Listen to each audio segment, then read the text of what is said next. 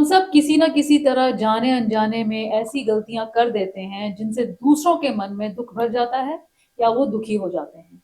लेकिन जब ये हमारे साथ होता है तो हम बदले की भावना से भरे हुए तरह तरह के रास्ते ढूंढते हैं। पिता परमेश्वर ने अपने पुत्र को इस जगत में इसलिए नहीं भेजा कि पाप करने वालों से बदला लिया जाए, बल्कि इसलिए कि पुत्र के द्वारा सब उद्धार पाए। प्रभु यीशु का आना हमारे सोचने को बदलने के लिए है और ये किस प्रकार होता है, आज हम इसी विषय पर बात करेंगे। शुरू करते हैं परमेश्वर के वचन से। परमेश्वर का वचन हमने संत लूका की इंजील उसका 15 अध्याय उसके 20 आयत से लिया है। यहाँ इस प्रकार लिखा है, तब वह उठकर अपने पिता के पास चला। वह अभी दूर ही था कि उसके पिता ने उसे देखकर तरस खाया और दौड़कर उसे गले लगाया और बहुत चूमा। पुत्र ने उससे कहा, पिताजी, मैंने स्वर्ग के विरोध में और तेरी दृष्टि में पाप किया है। मैं अब इस योग्य नहीं रहा कि तेरा पुत्र कहलाऊं। परंतु पिता ने अपने दासों से कहा, जट अच्छे से अच्छा वस्त्र निकालकर उसे पहनाओ और उसके हाथ में अंगूठी और पांव में जूतियां पहनाओ और पला हुआ बछड़ा लाकर मारो, ताकि हम खाएं और आनंद मनाएं। क्योंकि मेरा ये पुत्र मर गया था, फिर जी गया है, खो गया था, अब मिल गया है। और वे आनंद करने लगे। परमेश्वर के वचन को पढ़े और सुने जाने से आशीष हो। आमीन। प्रभु यीशु ने उड़ाऊ पुत्र के द्वारा जो संदेश दिया है उसका हमारे लिए महत्व क्या है? लूका 15 की 11 से 32 आयत में इसके बारे में लिखा गया है। जो पुत्र था वो वेट करने के लिए, अपनी मिरास के लिए वेट करने के लिए तैयार नहीं था, जो उसे मिलना था पिता की मृत्यु के बाद में, नॉर्मल तरीके से। और इसमें 3 कैरेक्टर हैं। एक तो पुत्र है जो उसी समय अपना हिस्सा चाहता है, दूसरा पिता है जो प्यार में वो सब कर देता है, उसे दे देता है पिता देने, तीसरा है उसका भाई, पिता ने दे दिया और उसका भाई जो है वो पिता के साथ ही रहता है। जिस पुत्र ने अपना हिस्सा पा लिया वो दूर देश में चला जाता है और सब कुछ शारीरिक लालसाओं में लगकर उड़ाऊ पुत्र उड़ा देता है सब कुछ। और इस दुनिया में हम अपनी इच्छाओं को पूरा करने के लिए आज और इसी समय चाहते हैं हम कि जो कुछ हम मांगते हैं इसी समय हमें मिल जाए, वेट ना हमें करना पड़े। हम किसी भी तरह से किसी भी परिस्थिति में वेट नहीं करना चाहते हैं और परमेश्वर को भी इसी तरह करने के लिए बाध्य करना चाहते हैं। और फिर हम अपने रिश्तों को भी कुर्बान करने को तैयार हो जाते हैं, अपने माता पिता के साथ रिश्ता, भाई बहनों के साथ रिश्ता, यहाँ तक कि पिता परमेश्वर के साथ भी रिश्ता हम कुर्बान कर देते हैं। और जो पुत्र था वो अपने पिता की अगुवाई में, उनकी अधीनगी में आत्मिक तौर पर और दुनियावी बातों में मैच्योर होने के लिए वेट नहीं करना चाहता था। वो चाहता था कि जो उसकी वो मिरास है वो पाए और उसे अपने भले के लिए और दूसरों के भले, जैसे वो चाहता वैसे इस्तेमाल करे। जब हमारे पास बहुतायत होती है तो अनगिनत दोस्त आ जाते हैं हमारे साथ पाप के कामों में लगने के लिए, लेकिन जो ही कहीं पर उन्हें कमी का एहसास होने लगता है तो वो दूसरे की तरफ भाग लेते हैं, छोड़ने लग जाते हैं। इसी प्रकार उस पुत्र ने भी यही सफरिंग उसे भी हुई और उसके खिलाफ कुदरत भी उसके खिलाफ, नेचर भी उसके खिलाफ खड़ी हो गई। तो 14 आयत में लिखा है, जब वह सब कुछ खर्च कर चुका तो उस देश में बड़ा अकाल पड़ा और वह कंगाल हो गया। अब कंगाल हो गया, उसके पास पैसे सब खत्म हो गए और उस समय उसे कोई किसी तरह की कोई सहायता भी देने को तैयार नहीं, कि दूसरे मुल्क में बैठा है, दूसरी जगह पर बैठा है वो। तब उसने 16 आयत में उसने उस देश के निवासियों में से एक के यहाँ जा पड़ा, उसके साथ अपने आप को उसने जोड़ लिया। अब और उसने उसे आगे जिम्मेवारी दी, उसने कहा कि अपने खेतों में सुअर चराने के लिए उसे काम दे दिया। व्यवस्था विवरण 14 अध्याय उसकी 8वीं आयत में लिखा गया है, सुअर तुम्हारे लिए अशुद्ध है, तुम ना तो इसका मांस खाना और ना इसकी लोथ को छूना। इजरायलियों के लिए यह कमांड थी। जो सुअर था उसके उनके लिए अशुद्ध माना जाता है। और जो सबसे बुरी बात हो सकती किसी यहूदी के लिए वो ये था कि उसे सुअरों की देखभाल के लिए नौकरी मिले। और यही नहीं, 16 आयत में लिखा है, जब उसके पास कुछ भी खाने को नहीं था तो वह चाहता था कि उन फलियों से जिन्हें सुअर खाते थे अपना पेट भरे, और उसे कोई कुछ देता नहीं था। अब इस परिस्थिति में उसने वो खुश था कि चलो ये फलियां खा के मैं अपना गुजारा करूंगा। सूअरों की देखभाल कर रहा है, सूअरों का खाना खा रहा है और सूअरों जैसे ही बन गया वो। जब इस प्रकार हो जाता है और तब हम फिर परमेश्वर को याद करते हैं। लेकिन जब हम परमेश्वर के रास्तों पर चलते हैं, उनकी आज्ञाएं मानते हैं, तो फिर हमें ऊपर उठने की भी कोई कमी नहीं है, कोई सीमा नहीं जहां तक परमेश्वर हमें उठा सकते हैं। यशायाह नबी की पुस्तक उसका 41 अध्याय उसकी 31 आयत में, 40 की 31 में लिखा है, जो यहोवा की बाट जो होते हैं वे नया बल प्राप्त करते जाएंगे, वे उकाबों के समान उड़ेंगे। नया बल पाएंगे, उकाब की तरह, ईगल की तरह ऊपर उड़ेंगे। परमेश्वर हमारे जीवन के हर परिस्थिति के ऊपर ध्यान देना चाहते हैं, हमें आशीष देना चाहते हैं और फिर वो हमें नया बल देते हैं। नया बल जो वायदा है आत्मिक है, शारीरिक है, धन दौलत का है और सामाजिक है। समाज में भी फिर हमारी इज्जत बढ़ती है और हमारा एक अच्छा ओहदा बन जाता है। दूसरी तरफ जहां शैतान खींचता है, वो नीचे गिरने की भी कोई लिमिट नहीं है, हमें किसी भी हद तक ले जा सकता है। और हम देखते हैं आजकल सोसाइटी में क्या हो रहा है। जो उड़ाऊ पुत्र था वो सिर्फ सूअरों की देखभाल ही नहीं कर रहा था, उनका खाना भी वही खा रहा था। और इस परिस्थिति में उसकी आंखें खुल गई। जब उसकी आंखें खुली तब उसे अकल आई। तब उसने ये सोचा कि मेरे पिता के घर में जो नौकर हैं वहां कभी खाने की कमी उनको तो होती ही नहीं है, जो नौकर है उनको भी वो कमी नहीं है, और मैं यहाँ पर भूखा मर रहा हूं। तब उसने ये सोचा कि जो अपने पिता के पास चला जाए। लेकिन जब उसके पास सब कुछ था, पिता का प्यार था, भाई था, तब उसने इस प्रकार काम क्यों किया? ये उसने पैसे मांगे क्यों? पहले ही अपना मिराज को क्यों मांगा? अपने आप को प्यार करना, अपने आप को प्यार करना, अपने आप को हर चीज में ऊपर कर देना, ये एक कारण बन जाता है चरित्र में गिरावट का, डिप्रेविटी का। जब अपनी इच्छा को हम अपने जीवन का केंद्र बिंदु मान लेते हैं, तब हमारा ऊपर का परमेश्वर के साथ रिश्ता और यहाँ दुनियावी रिश्ते वो सब खत्म होने लग जाते हैं। ना तो वो परमेश्वर की आज्ञाकारिता में था, ना फिर वो धरती की जो आज्ञाकारिता पिता की होनी चाहिए उसमें से भी निकल गया। क्रिश्चियनिटी जो है वो अपने बारे में नहीं है, लेकिन उस स्वर्गीय पिता की अधीनगी में है और दूसरों की भी अधीनगी में होना है प्यार में। भजन संहिता 16 उसकी 11वीं आयत में, भजन संहिता 16 की 11वीं आयत में राजा दाऊद कहते हैं, तेरे निकट आनंद की भरपूरी है, तेरे दाहिने हाथ में सुख सर्वदा बना रहता है। तो कहते हैं परमेश्वर आपके दाहिने हाथ में हमेशा आनंद है, खुशी है, सुख है। जो सही आनंद है फिर वो हमारे जीवन में आ जाता है जब हम परमेश्वर को पहला स्थान देते हैं। उस परिस्थिति में जब उसके पास कुछ भी नहीं था, तब उसके मन में दुख हुआ और उसने अपने पाप के बारे में सोचा, तौबा की और फिर पिता की तरफ चल पड़ा।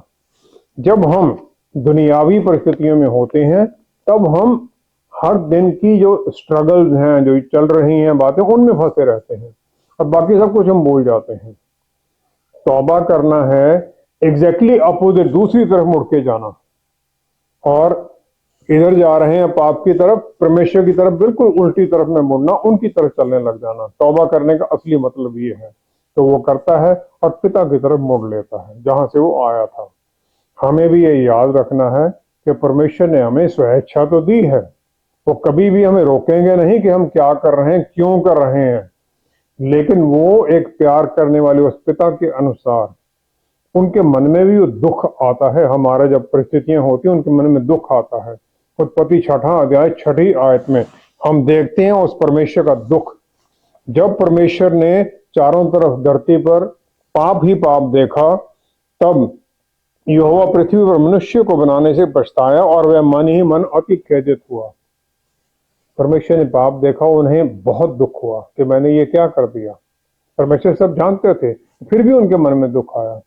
दूसरा, परमेश्वर हमें चाहते हैं कि हम तैयार हों वो पाने के लिए जो हमें देना चाहते हैं, ताकि हम किसी भी तरह से पाप और बुराई के रास्ते पर ना जाएं, हम उससे बचे रहें।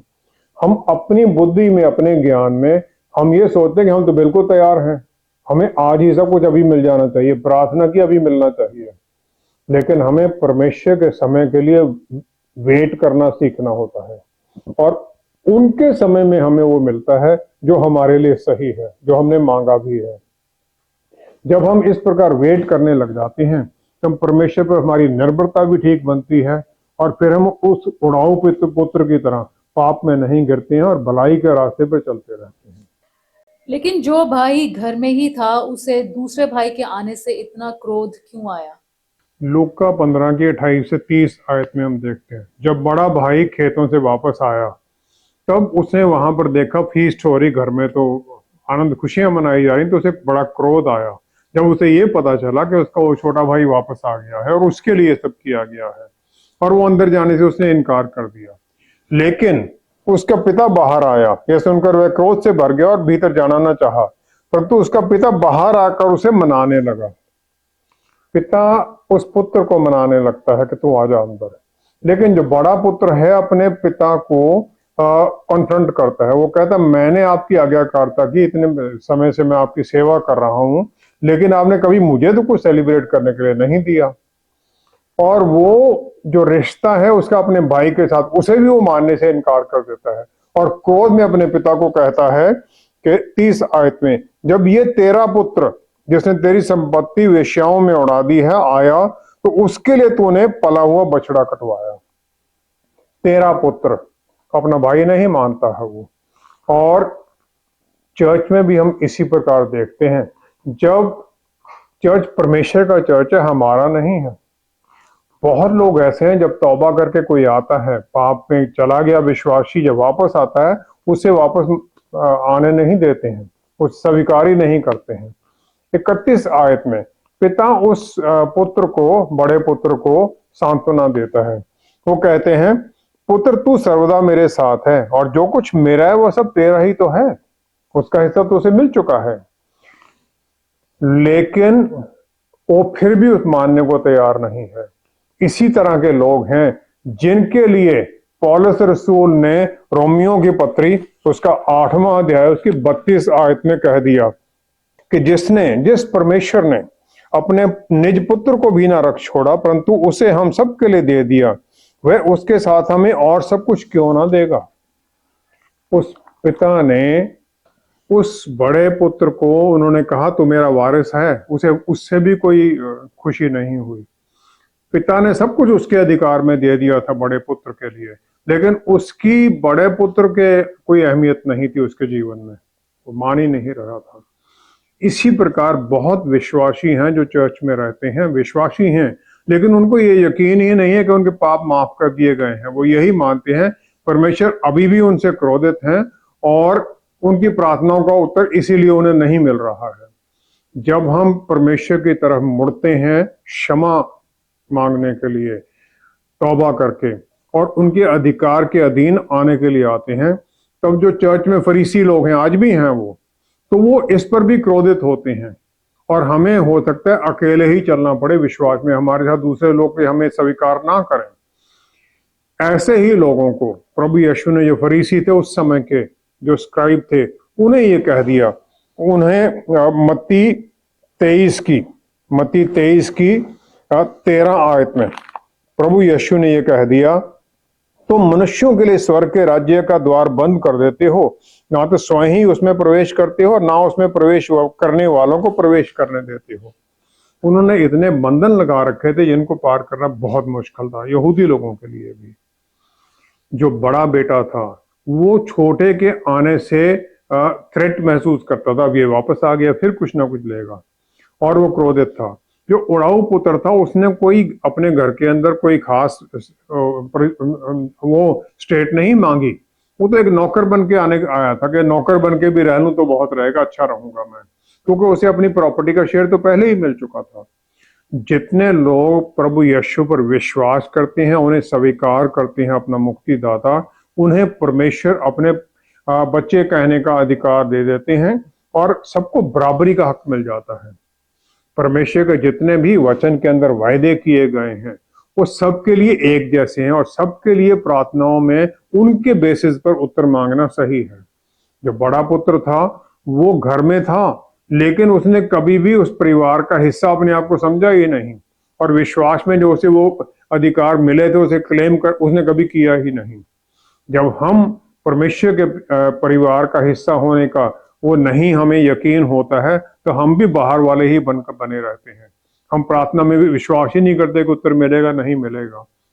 और ऐसी परिस्थिति में जब कोई पाप से वापस आता है तो हम उससे भी दूर होने लग जाते हैं, उसे भी हम इंट्रूडर समझते हैं।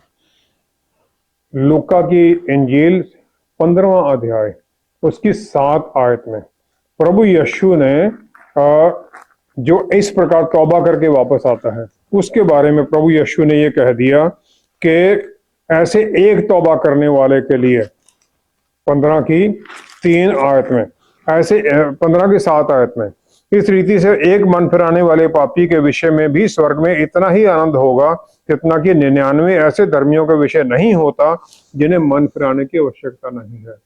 एक पापी के मुड़ने पर स्वर्ग में पिता परमेश्वर को, स्वर्गदूतों को बहुत आनंद खुशी होती है, लेकिन हम यहाँ चर्च में उसको शक की नजर से देखते हैं और एक्टिव चर्च के कामों में उसे हम मिलाना नहीं चाहते कि पता नहीं कब धोखा दे देगा। जो इस प्रकार भटक जाते हैं उन्हें परमेश्वर की तरफ से आशीष है, सांत्वना मिलती है। यकरिया नबी की पुस्तक उसका 1 अध्याय उसकी 3 आयत में हम परमेश्वर का वायदा देखते हैं। जकरिया ने कहा, सेनाओं का यहोवा यूं कहता है, तुम मेरी ओर फिरो तब मैं तुम्हारी ओर फिरूंगा। सेनाओं के यहोवा की यही वाणी है। वायदा है, तुम मेरी तरफ फिरो मैं तुम्हारी तरफ फिरूंगा। पिता एक धनी इंसान है और धनी आदमियों के लिए उस समय सोसाइटी में भागना अच्छा नहीं माना जाता था, लेकिन वो सब कुछ छोड़ के भागता है अपने पुत्र को देखकर अपने परिवार में वापस लेने के लिए। उसे अपनी स्टेटस का कोई फिक्र नहीं है। नौकर उसके साथ भागते हैं। जो बड़ा पुत्र है वो उसे स्वीकार करने को तैयार नहीं है। और इसी प्रकार बहुत लोगों का विश्वास, जो विश्वासी हैं, यही एटीट्यूड हमारा भी बन जाता है। अगर इस प्रकार कोई आता है या अगर नहीं भी आ रहा तो हम कोशिश करें उसको वापस लाने के लिए, प्रार्थना करें उसके लिए, उसको मिले जाकर और उसको लेकर आए, फिर उसे अपने प्यार के साथ जोड़ें साथ में। तब एक सही तरीका बन जाता है कि हम एक पापी को जो विश्वासी पाप में चला गया था उसको लाने के लिए हम कितना प्रयत्न करते हैं, फिर हम आशीषित होते हैं। इस पैराबल में पिता अपने बेटों के बारे में सब कुछ जानते हुए पहले तो हिस्सा उसे दे देता है, लेकिन फिर वापस आने पर उसका स्वागत भी करता है। इससे हम क्या सीखते हैं? परमेश्वर ने हमें अपने अक्सर रूप में बनाया है और जिस प्रकार उनकी अपनी इच्छा है उसी प्रकार हमें भी उन्होंने स्वेच्छा दी जो हम करना चाहें।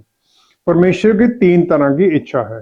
पहली तो परफेक्ट विल है जो कि अच्छी है आत्मिक तौर में भी, और उनके लिए उन्हें पसंद है, जो वो चाहते हैं वो है ये हमारे लिए और क्या हम करें।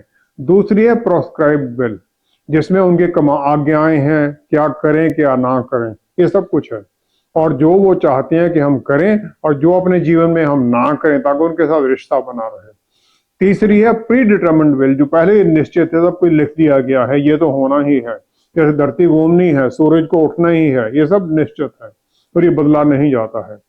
किसी भी परिस्थिति से परमेश्वर को हम सरप्राइज नहीं दे सकते हैं, क्योंकि उनको सब कुछ पता है आगे क्या होगा, क्या होने वाला है। ये सब उनकी प्लान के अनुसार है। यूसुफ को उसके भाइयों ने दास्तान में भेज दिया, उसे जेल में डाल दिया गया, लेकिन परमेश्वर ने उसे मिस्र का प्राइम मिनिस्टर बना दिया। मिस्र जो कि उस समय का सबसे शक्तिशाली देश था। रोमियो की पुस्तक 8वां अध्याय उसकी 28 आयत में पौलुस रसूल ने यही हमें सिखा दिया कि जो परमेश्वर से प्यार करते हैं परमेश्वर उनके लिए हर परिस्थिति को अच्छाई में बदल देते हैं।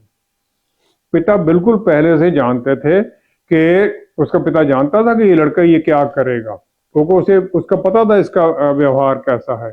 फिर भी उन्होंने उसे होने दिया कि वो अपनी अकल सेंसेस में आ जाए। उस उड़ाऊ पुत्र के पिता की तरह परमेश्वर भी हमारी तरफ देखते हैं, वेट करते हैं, देखते रहते हैं, वॉच करते हैं कि हम उनकी तरफ आए।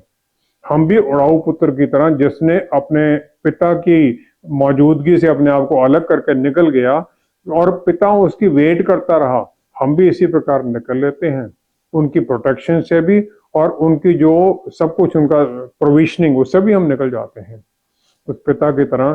प्रभु यीशु ने ये नहीं सोचा कि और क्या होगा, मैं परमेश्वर हूं, मैं क्यों नीचे जाऊं, मैं क्यों ऐसे दुख सहूं। उन्होंने स्वर्ग को छोड़ दिया, इंसान बन गए, ऐसी दुख भरी मृत्यु उन्होंने स्वीकार की सलीब के ऊपर, ताकि हम लोगों को, जो पापी थे, तो पापी अभी भी पाप करते हैं हम, उन्हें पिता परमेश्वर से जोड़ा जा सके। उन्होंने ये इसलिए किया क्योंकि हमसे प्यार करते हैं, हमारे लिए चिंता करते हैं, और वो प्यार हमें इतना करते हैं कि दूसरे क्या कोई सोचे, मुझे कोई लेना देना नहीं है। वो समारिया में गए उन लोगों के बीच में जिन्हें यहूदी लोग नफरत करते थे, यूहन्ना 4 में, और सामरी औरत को और उसके गांव वाले दूसरे लोगों को भी सही रास्ते पर लाने के लिए, उन्हें वचन सुनाने के लिए वो वहां पर भी चले गए। जब परमेश्वर माफी देते हैं, फॉरगिव कर देते हैं, तो हमें पूरी तरह जोड़ लेते हैं। पापों को जैसे पूर्व से पश्चिम दूर इतनी दूर कर देते, कभी याद नहीं करते हैं फिर। लेकिन हम बहुत विश्वासी वापस उसी पाप को याद करते रहते हैं, सोचते हैं परमेश्वर हमें माफ कर दिए हैं क्या, क्या उन्होंने अभी भी रिकॉर्ड रखा नहीं होगा हमारे पापों का, हमारे उनके पास डिटेल अभी नहीं रखी होगी। परमेश्वर भूल जाते हैं, और जो थोड़ी सी भी कहीं डिले हो जाती है ना उत्तर मिलने में, हमें हम चिंता करने लग जाते हैं। जो उस उड़ाऊ पुत्र का पिता था, वो परमेश्वर का हमारे जीवन में कैसे काम होता है उसे दर्शाता है। पहला तो ये है, उसे स्वागत करता है वो। परमेश्वर ने हमें चुना है और अपनी प्रेजेंस में उन्होंने हमारा स्वागत किया है, अपने पुत्र बना लिया है। और जो खोई हुई भेड़ थी, उसी में 15 में पहले जो बताया प्रभु यीशु ने, उसके अनुसार प्रभु यीशु ने वही परमेश्वर की जो केयर है वो सब दिखा दिया हमें, किस प्रकार वो केयर करते हैं। जो खोई हुई भेड़ थी, लूका 15 की 4-5 में, उसे उठाकर अपने कंधे पर उठाकर लेके आता है वो चरवाहा, आनंद मनाता हुआ। जो पुत्र मुड़ के आया तो वो सुअरों के बाड़े में था, उसके कपड़ों से भी उतनी उसकी दुर्गंध आ रही होगी, लेकिन उसके पिता ने उसका कोई चिंता नहीं की। पिता ने उसे गले से लगाया और उसे चूमा। परमेश्वर हमारे पापों का जो गंदगी है हमसे दूर कर देते हैं और हमें अपने बच्चे बना लेते हैं। दूसरा, 22 आयत में वो कहते हैं, अपने चेलों को उन्होंने कहा, जो दास थे, दासों को उन्होंने कहा, झट अच्छे से अच्छा वस्त्र निकाल कर उसे पहनाओ।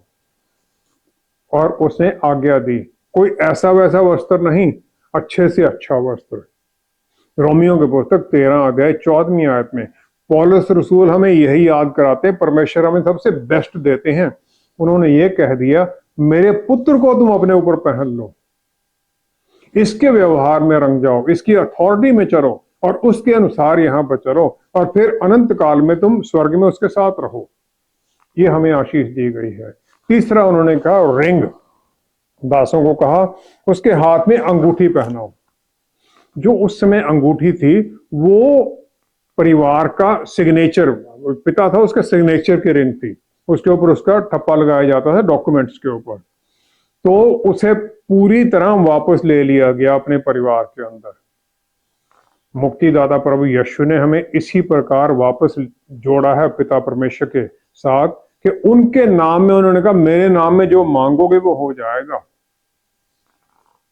पुत्र को भी ये जरूरी है कि जो अपना परिवार, उसकी जो प्रथाएं हैं, उसकी इज्जत है, उसे बनाए रखे। उस रिंग को इस्तेमाल करने का ये नहीं कुछ भी करते रहें, हमें उनके नाम को महिमा लानी है, उनके रास्तों पर चलना है। चौथा है, फिर उसने कहा इसके पांव में जूतियां पहनाओ। वो दास बनकर आया था, दास जूते नहीं पहनते थे उन दिनों में, लेकिन पिता कहता, नहीं दास नहीं तो मेरे पुत्र हो, अधिकार में हो।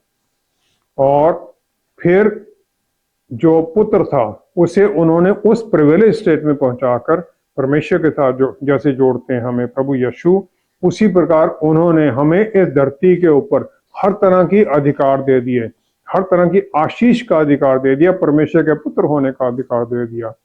पांचवा है पार्टी। प्रभु यीशु ने ये स्टोरी बताई, इसमें माफी है, दया है, प्यार है, अनुग्रह है और इसमें मुक्ति है। लूका 2 की 14 आयत में जब गडरिये प्रभु यीशु के जन्म की, वो गडरियों को जो स्वर्गदूत आगे संदेश देते हैं, स्वर्गदूत क्या कहते हैं? आकाश में परमेश्वर की महिमा और पृथ्वी पर उन मनुष्यों में जिनसे वह प्रसन्न है शांति हो। ये संदेश आता है, शांति मिलती है हमें। प्रभु यीशु वो देने के लिए आए हैं। ये पार्टी है जिसमें परमेश्वर हमें अपने साथ मिलाना चाहते हैं, उस आनंद में, उनके पुत्र के साथ आनंद में, खुशियों में। और जब हम वो माफी और मुक्ति को स्वीकार करते हैं प्रभु यीशु में, तब हम उस बड़ी पार्टी का हिस्सा बन जाते हैं। हमारे मनों में जो स्वर्गदूतों ने कहा, वो शांति, वो आनंद भर जाता है। हमारी जो कॉल है, एक दूसरे को माफी देना, एक दूसरे को बल देना, एक दूसरे के लिए प्रार्थना करना, एक दूसरे को परमेश्वर में जोड़ने में सहायता करना। हम अपनी पाप की प्रवृत्ति में एक बादल में जैसे रहते हैं, हमें कुछ दिखाई नहीं देता है और हम ये सोचते रहते हैं कि हमें जो कुछ चाहिए वो अभी ले लो, पकड़ लें हम। दोनों जो पुत्र थे वो अपने पिता के दुख से अनभिज्ञ थे। पिता उनके लिए प्यार और अनुग्रह से भरा हुआ था। जो वहां रह गया, उसने भी कभी ये नहीं सोचा पिता के मन में कितना दुख चल रहा है, और पिता उसके साथ आकर उसे मनाने की कोशिश करते हैं। उत्पत्ति 3 अध्याय 9वीं आयत में परमेश्वर को पता था आदम और ईव के पाप के बारे में, लेकिन वो अदन बाग में उसे देखने आते हैं। वो कहते हैं तू कहाँ है? वो ढूंढ रहे हैं उसे प्यार में। आज भी वो हमें इसी प्रकार अपने बच्चे और बेटियां मानकर जो उनके साथ जुड़ते हैं, उन्हें आशीष देते हैं कि हम बहुतायत का जीवन उनके पुत्र में पाएं। हमें अपने साथ जोड़ कर रखना चाहते हैं, हर तरह की आशीष देना चाहते हैं। हम भी उनके इस प्यार को समझें और इसी प्यार को फिर हम दूसरों के ऊपर जाहिर करें। जब हम ये करने लग जाते हैं, तब हम सही में उनके पुत्र कहलाने का हक पाते हैं। आइए हम प्रार्थना करें। पिता परमेश्वर, क्या ही धन्य है आपने हमें ऐसी अद्भुत आशीषें दी हैं, अपने परिवार का हिस्सा बनाया है। हम तो वही सोरों वाले काम कर रहे थे, पाप में डूबे हुए, लेकिन आपने अपने प्यार से, अपने पवित्र लहू से प्रभु यीशु हमें शुद्ध कर दिया और अपने परिवार का हिस्सा बना लिया। अपने नाम में हमें अधिकार दे दिए और हमें हर तरह से आशीषित किया है। बस पवित्र आत्मा परमेश्वर, आप हमारे अंदर हैं। हमें इस प्रकार जीवन जीने में सहायता कीजिए, और सिर्फ यही नहीं कि हम अपने लिए जिएं, दूसरों के लिए हम जिएं, दूसरों के लिए आशीष का कारण बने, दूसरों को भी वचन में आने में सहायता करें, और जो भटके हैं उन्हें सीधे रास्ते में आने में सहायता करें। पिता परमेश्वर, सारी महिमा आपको देते हुए सब कुछ प्रभु यीशु के पवित्र नाम में मांगते हैं। आमेन, आमेन, आमेन। परमेश्वर ने अपने पुत्र को हमारे लिए भेजकर उनकी कुर्बानी के द्वारा हमें अपने घर में आने का रास्ता खोल दिया है, लेकिन वहां तक जाना हमारे ऊपर निर्भर है। पाप में डूबे लोग ये जान ही नहीं पाते कि उस पाप के अंधेरे की गहरी खाई से निकलने का कोई रास्ता भी नहीं है। ऐसे में ये हर एक विश्वासी की जिम्मेवारी बन जाती है कि हम अधिक से अधिक लोगों तक परमेश्वर के प्यार का संदेश पहुंचाएं। Thank you so much for watching. See you next time. Stay blessed. Shalom.